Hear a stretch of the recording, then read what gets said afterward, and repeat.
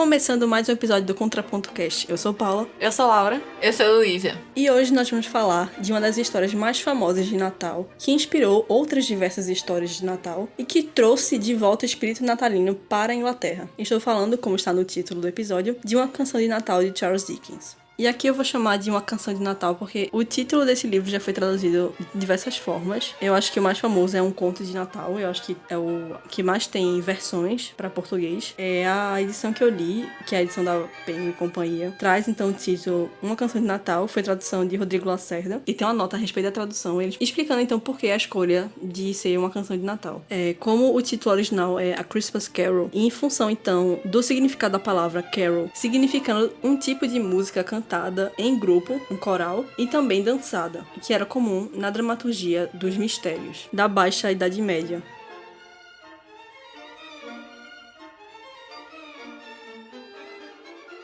Então, acho que agora a gente pode falar um pouquinho da experiência pessoal de cada uma a respeito dessa obra, que é uma obra muito famosa, é um grande clássico da literatura, é um título muito famoso, é um daqueles títulos que a gente sempre escutou falar, mas nunca leu. Então, é muito interessante você ter essa perspectiva de ler a obra original, até porque muitas adaptações cinematográficas de animação e até outros livros vieram da tradição desse livro. Eu queria ter assistido alguma coisa que foi baseada no livro. Aqui no texto introdutório do livro, ele fala do homem que salvou o Natal, se não me engano é esse o nome do filme. Deixa eu dar uma olhada aqui. Não é O Homem que Inventou o Natal. É um filme recente, acho que de 2017, que é baseado nesse livro e que tem até a parte do próprio Charles Dickens escrevendo a história, porque muito da história do livro tá relacionado com a vida pessoal dele, que eu vou falar mais pra frente. Agora sim, tem um filme que é animação, que é Um Conto de Natal. Que Sim, tem muitas animações. Não, mas tipo, não é nem a adaptação nem nada, é realmente a animação do livro. Mas a minha experiência no todo foi boa. Porque eu já tinha lido quando criança várias adaptações. Eu já tinha lido o gibi mesmo.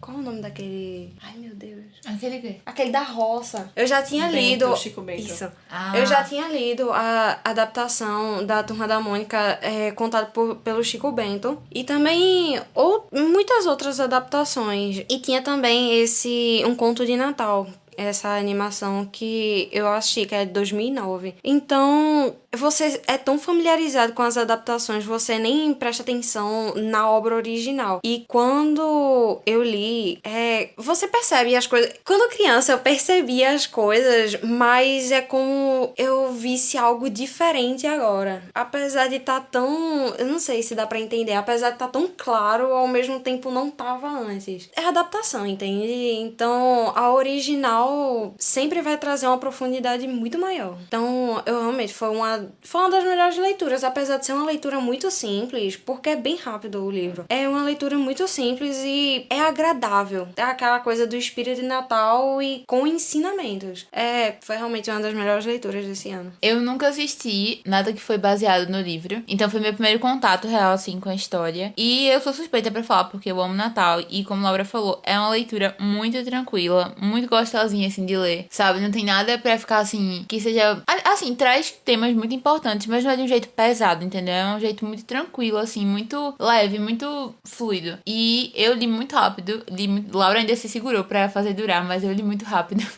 E eu amei muito a história, eu fiquei muito envolvida com tudo. Eu acho que é uma história tão simples, mas tem um ensinamento muito importante. Que é um dos motivos de eu amar muito Natal, né? Mas é isso aí. Pra mim, eu não lembro de ter assistido com adaptação, coisa assim, mas a ideia por trás da história já estava presente no meu imaginário. Como eu não sei, eu sabia do personagem principal, da questão dos fantasmas irem visitar ele, e dele ter toda essa questão de refletir, de ser um velho ranzinza, e depois de ele se abrir para o espírito natalino. Eu sabia de tudo isso, porque acho que por estar presente muito no nosso imaginário popular, porque realmente ele reinventou, assim, ele trouxe de volta todo o espírito natalino, que eu vou explicar depois como se deu isso. Então, é uma obra muito importante. Eu já sou familiarizada com Charles Dickens, não é o primeiro livro que eu leio dele, então eu conheço a escrita dele já, então não foi, assim, nenhuma grande novidade pra mim, então eu gosto muito da escrita dele, eu acho que é uma escrita leve, ele traz leveza pra assuntos pesados. Não é uma escrita difícil, livro que às vezes sempre tem esse estigma, né? Não, livros clássicos são difíceis e coisa assim. E Charles Dickens tá longe de ser uma leitura difícil. Os livros dele trazem assuntos muito importantes. Tem questões filosóficas, tem questões de debater a realidade que ele vive, mas a escrita dele não é nada difícil. É uma escrita muito bonita e muito leve. E não foi diferente aqui nesse livro. Então foi um livro muito bom, muito gostoso de ler.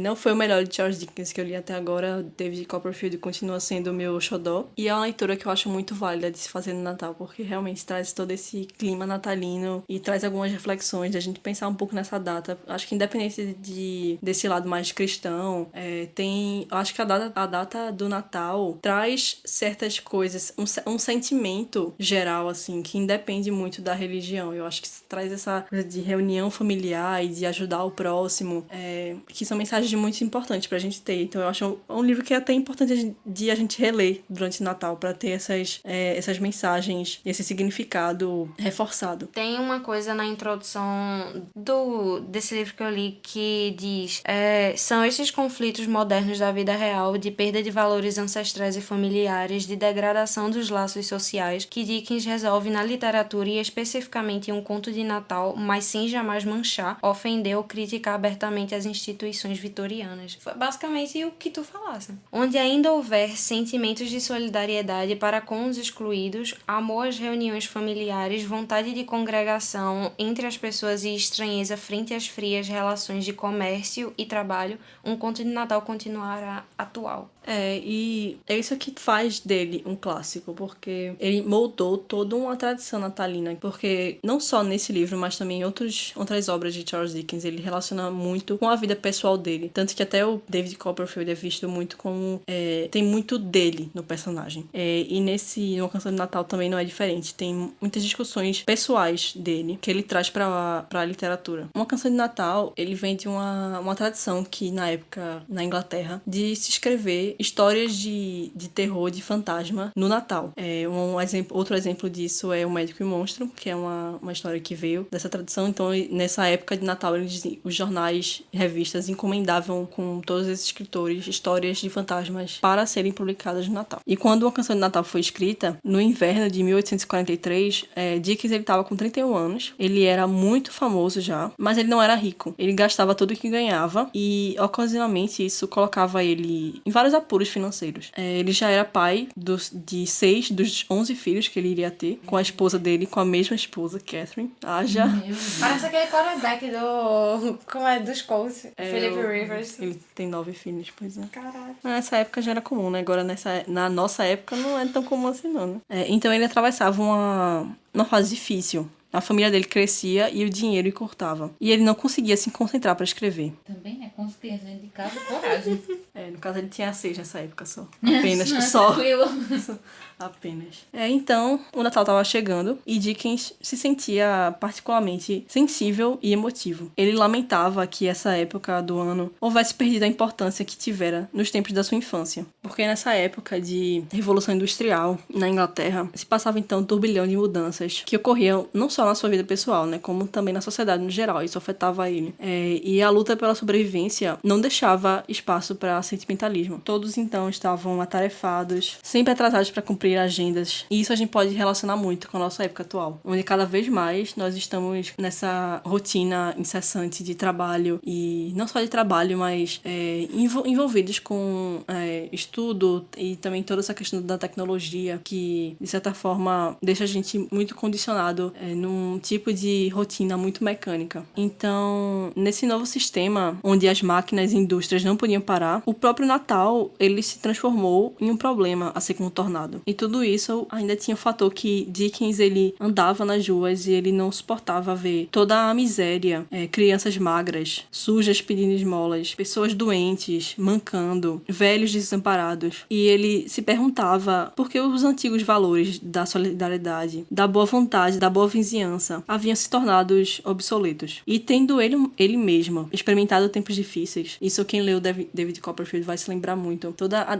trajetória do David Copperfield da infância dele muito trágica, muito difícil, muito pobre, tem muito do próprio Charles Dickens. E então, tendo ele mesmo experimentado esses tempos difíceis, ele sempre fez o que pôde para melhorar a situação, tanto nos textos que ele escreveu, como através das ações sociais e políticas que ele participou, mas nem as crianças e nem o Natal estavam na pauta dos políticos da época. E foi daí, então, que ele teve a ideia de criar uma história que pudesse comover as pessoas e, quem sabe, até despertar nelas a solidariedade. E os resultados alcançados superaram todas as expectativas de Dickens. A celebração do Natal voltou à moda. A ideia do espírito natalino, como eu falei, com um aumento de retomada das relações pessoais, floresceu e várias tradições foram recuperadas ou adotadas, como decorações nas ruas e corais de canções de Natal. E outro fator que, por coincidência, contribuiu para esse sucesso da empreitada foi o fato de a Rainha Vitória, que era a rainha da Inglaterra na época, então o período vitoriano, ela era casada com o príncipe Albert, que ele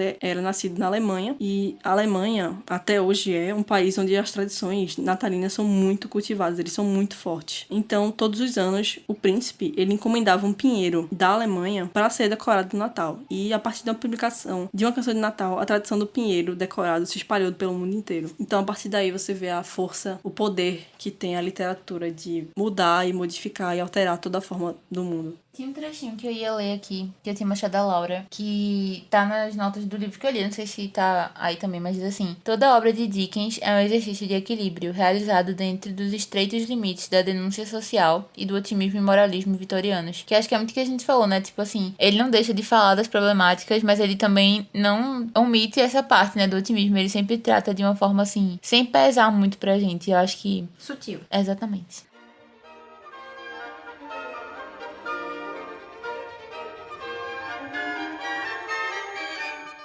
Lendo, eu fiquei pensando sobre a quantidade de gente que paga de bom samaritano só pra se sair bem, sabe, com as outras pessoas. Você vê, uma das coisas que você mais vê hoje em dia com a mídia, que muita gente ajuda os outros só pra dizer que ajuda. Mas é uma coisa que na obra soa, assim, pra mim, pelo menos, soa muito forçado, entende? Eu sei que não foi, talvez não tenha sido a intenção dele, mas ou você muda ou você vai morrer sozinho e por aí vai. E eu acho que é o que muita gente tenta fazer hoje em dia. Só faz coisa boa pra não ficar sozinho.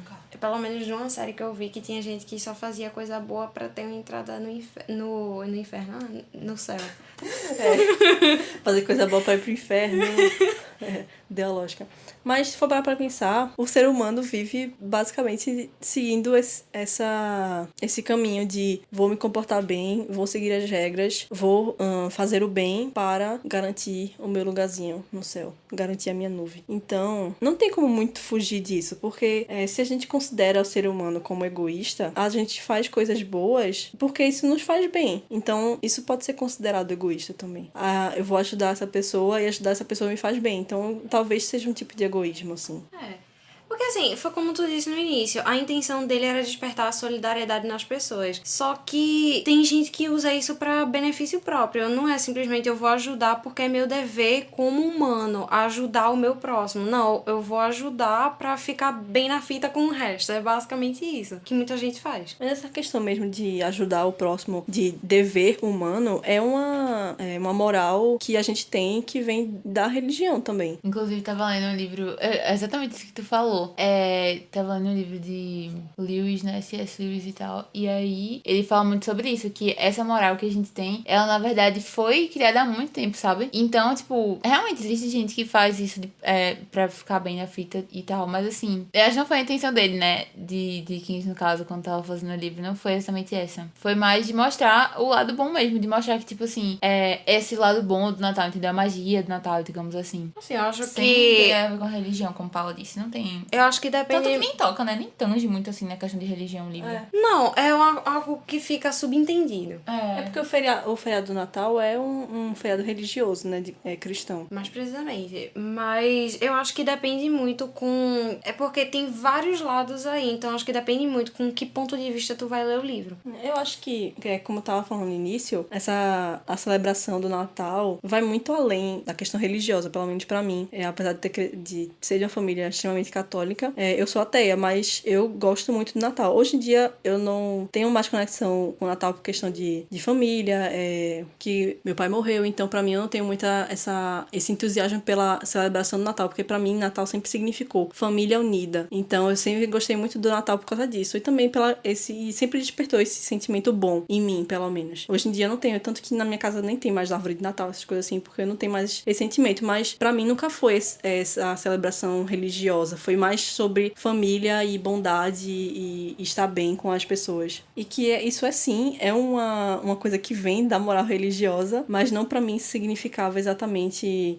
o nascimento de Jesus. Então pra mim é uma coisa que eu sinto muita falta de ter esse sentimento de volta, de ver a decoração de Natal. Antigamente eu andava e via que Natal tava chegando, eu ficava tão feliz. Escutava as músicas de Natal e já pensava que eu adoro dar presente. Então eu ficava pensando nos presentes que eu ia dar e nos presentes que eu ia receber também, porque eu gosto de ganhar presente também, né? Então toda essa questão de todo o ritual meu familiar e aqui na minha casa, com meus familiares. Então tudo isso pra mim eu sinto muita falta. Mas sempre foi nessa questão de estar junto com a família e de celebrar. Eu acho que, exatamente, acho que isso que tu fala contribui muito pra essa ideia de que não é muito bem como você vê o livro, mas é como você recebe a informação, porque eu acho que, tipo, são independentes da questão religiosa, porque, tipo, eu sou o contrário de Paula, no caso. O meu centro é mais pela coisa cristã, o fato de celebrar, mas pra mim, tipo, óbvio, quando eu era criança, não era por isso, porque eu não entendia, entendeu? Mas desde pequena sempre foi muito por isso, foi por, tipo assim, eu tenho uma memória muito viva, assim, de estar no carro e ficava eu e minha irmã em cada lado da janela, a gente ficava contando quantas casas tinha pisca, e a gente ficava competindo, quem conseguia ver mais pisca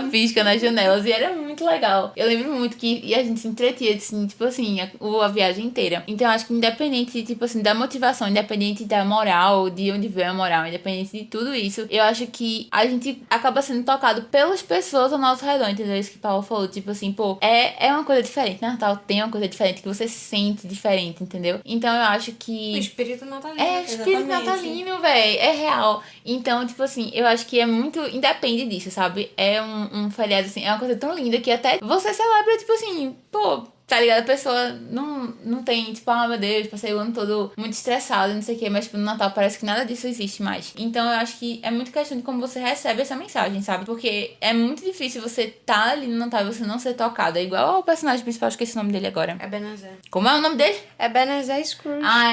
Eu que ficava com o Scrooge na cabeça. Mas, enfim. Então, é muito como ele.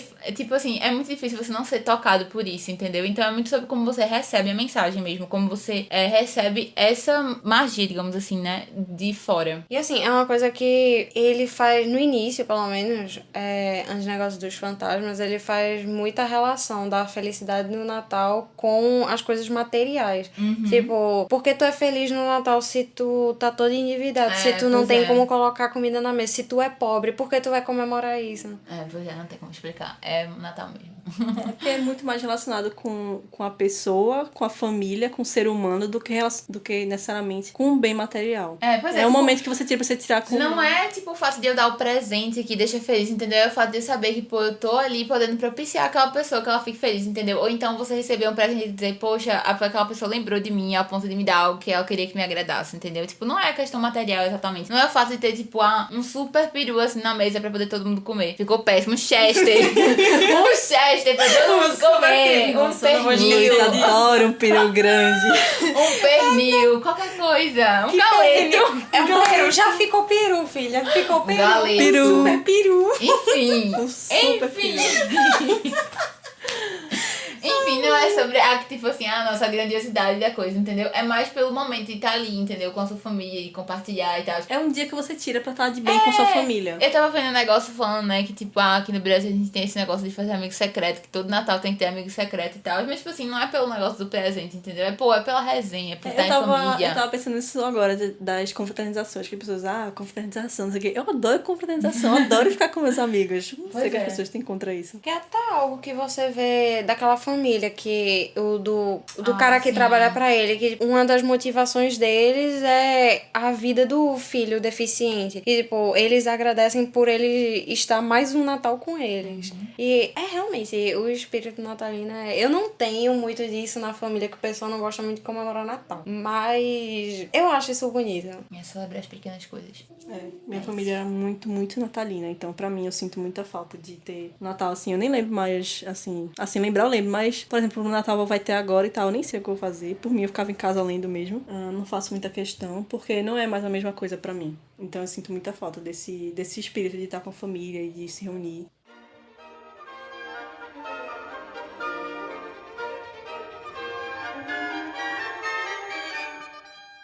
Uma das coisas que Charles Dickens faz aqui é a sua ambientação em Londres. Como eu falei, tá rolando a Revolução Industrial. E Londres, ela é o território ficcional de Dickens. Apesar dele não ter nascido e nem morrido em Londres, ele viveu lá mais de 5 décadas e ele acompanhou e retratou as mudanças ocorridas na cidade, enquanto várias casas centenárias davam lugar a blocos residenciais e edifícios comerciais, as fábricas movidas a vapor, de carvão e trabalho braçal se multiplicavam. Tem toda essa questão também da névoa, da poluição. Não sei se vocês repararam que tá tudo sempre coberto em névoa, tudo é cinza, porque Londres ficou coberta por uma névoa e cinza das indústrias. E assim era a vida na primeira fase da Revolução Industrial de Londres. Era lá que se veriam descobertas tecnológicas, a expansão fabril, expansão mercantil e o boom do comércio internacional. E os efeitos colaterais dessas mudanças ainda não eram compreendidas ou contabilizados. E não existia uma legislação trabalhista.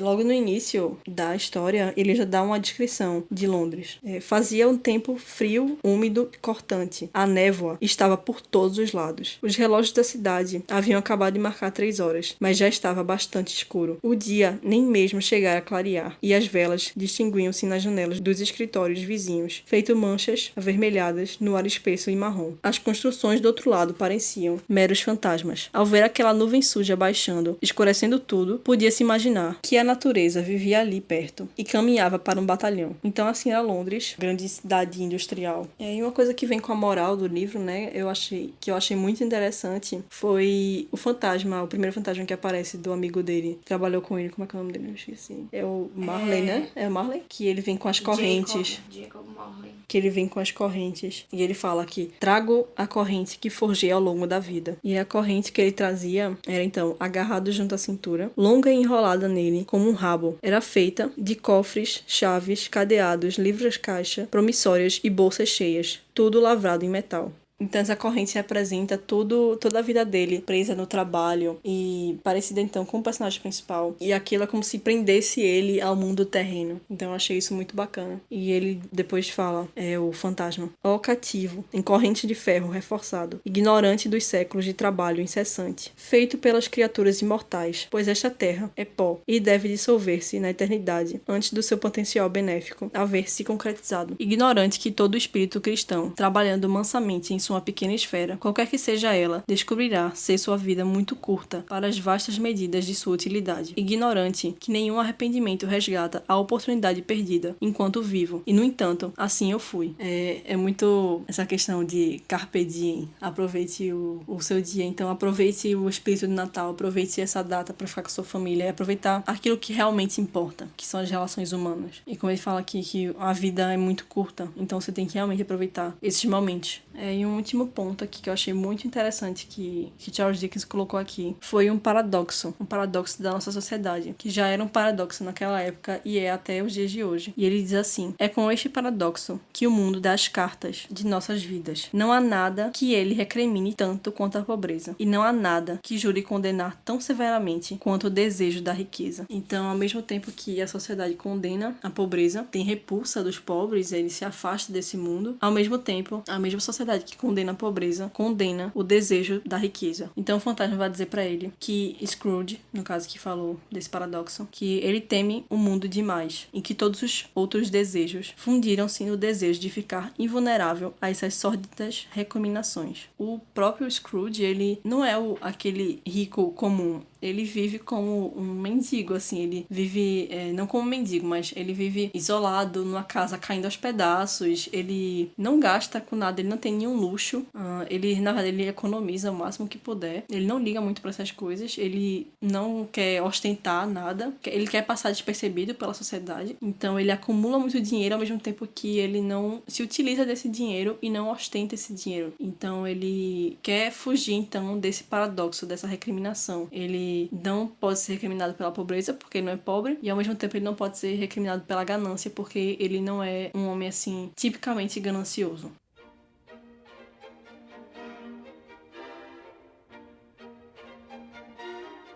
E é no espírito natalino que eu encerro mais um episódio do Contraponto Cast. Este então é o último episódio do ano. 2021 tem mais. Vou me dar aí um descanso para ano que vem. Já em janeiro eu vim com outra gama de episódios. Então, se você tem alguma sugestão, alguma dica de temática de episódio, algum livro que você quer que a gente leia, que a gente debata aqui no podcast, manda pra gente no Instagram, @contrapontocast ou @contraponto da leitura. Nos sigam lá também. Compartilhe com seus amigos se você gostou do episódio. Se você gosta do podcast, compartilha nas suas redes sociais. Eu tô muito feliz então com o resultado que foi esses 18 episódios que eu consegui postar nesse segundo semestre. Um projeto que estava guardado aí desde o ano passado. A gente gravou o primeiro episódio em julho. Julho, agosto, por aí. Julho e agosto do Passada. The Society. Foi o primeiro episódio gravado. E o primeiro episódio postado da gente, que foi o Outlander, foi nós três só, né? Eu, Luiz e Laura. Então terminamos como começamos. Sim.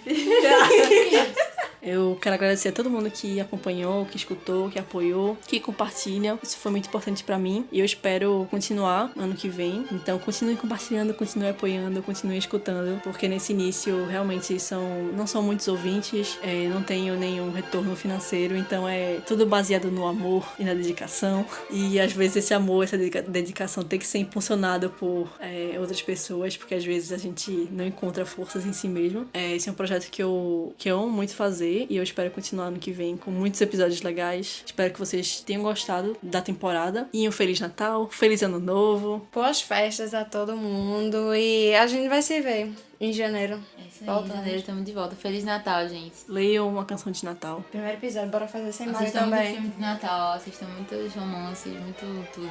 Assistam filme, inclusive, minha gente, um filme, só aproveitando que a gente tá em Natal, assistam o Rudolph, pô. A gente não indicou, mas eu amo o Rudolph. Eu assisto desde pequenininha.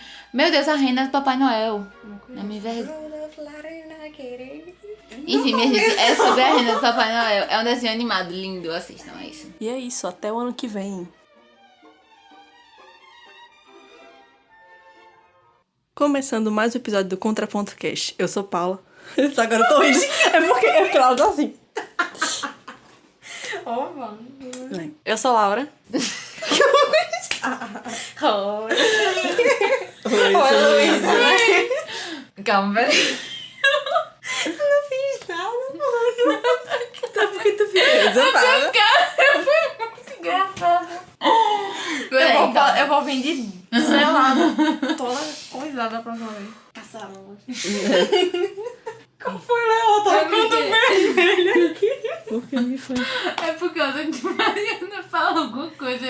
Ela fala aquele negócio, Carol, alguma coisa. Eu não lembro agora, bem, mas é muito engraçado. O que foi? Eu não lembro, deixa eu ver se ela tá. É muito engraçado, mas eu não lembro. Fala aí, vai, continua Quem falando. fala? Quem fala? Mari. Ah, tá. Tinha que ser. Até quando ela não tá, ela faz presença aqui. Carol, alguma coisa. Oxi. Quando ela fala, vocês vão ver que é engraçado, calma. Daquele jeito maluco. Exatamente isso. Ela tá vendo, peraí. Que foi? É que... O que aconteceu? O que foi isso? É o quê? O que, mano? O que é isso? Pergunta ela o que é sem explicar. Peraí, ela reproduz o áudio de novo. É Carol aparecer. É o quê? Carol aparecer. Ah, não, mano. Como assim? Peraí, repete aí. Carol aparecer. O que é isso? A Carol aparecer, entendi. Puta que pariu. Tá bom, vai toda vez que tu fala isso, eu vou ficar pensando agora. O Carol aparecer. Puta que pariu. E eu que só de fazer piada ruim. Ai, Ai, meu Deus, vai. E muitas... Anthony, pelo amor de Deus. Anthony, pelo amor de Deus, Anthony. Não, é Anthony, não, é Anthony. Que diabo, Anthony? Anthony, você tá achando que tá ruim, os Bridgerton, né? Pois é. É, Eu vou Anthony. mais que assim, se for ver, não vai aguentar o nome dele. Vai ficar, Ela fica, Anthony, Anthony, Anthony. é assim mesmo. Pelo amor Não, de Deus, a fina. Anthony. É Anthony. Oh, Anthony. Anthony, oh, Anthony, meu filho, Anthony. Pelo amor de Deus. Não tinha nada contra esse nome. Agora eu tenho tudo. O que porra é isso? Passa a cabeça. Não, véi. Isso parece outra coisa que não é meu dedinho. Deixa ele aqui. O que é isso que tu tá Isso é mostrando? uma A cabeça tartaruga. tartaruga. O dedo dela me lembrou a cabeça. Isso parece uma rola, Laura. Meu Deus do céu, vocês Com a doença. estão Sabe bem? aqueles livros de patologia que você abre que tem uma rola deformada? Pronto, é isso aí. Vixe, olha o que vocês Meu pensam.